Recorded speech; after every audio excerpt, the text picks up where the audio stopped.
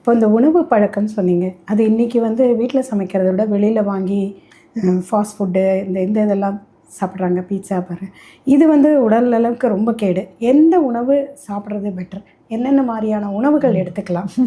உணவுன்னா first தண்ணியே இப்போ நமக்கு எல்லாமே ஆர்டிஃபிஷியல் தண்ணி தான், எல்லாருமே அப்படி தான் குடிக்கிறோம். மேபி கிராமங்களில் இன்னும் கிணறுகள்லேருந்து குளத்துலேருந்து தண்ணி செந்தி எடுப்பாங்கன்னு நினைக்கிறேன். பட் சிட்டியை பொறுத்தவரை நமக்கு எல்லாருமே பாட்டில் ட்ரிங்க் தான் கொடுக்குறோம்.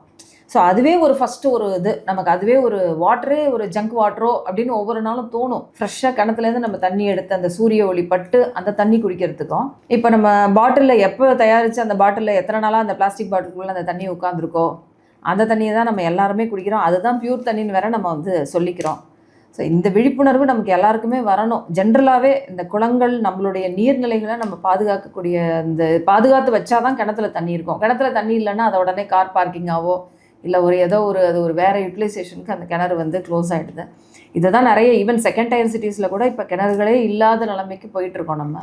So first water, pure water, நல்ல வாட்டர் கிடச்சா அதுதான் ஃபஸ்ட்டு ப்ரிஃபரன்ஸு. அப்படி இல்லை அப்படின்னா இருக்கிற வாட்டரில் எது பெஸ்ட்டாக இருக்கோ அதை நம்ம செலக்ட் பண்ணி குடிச்சிக்கணும்.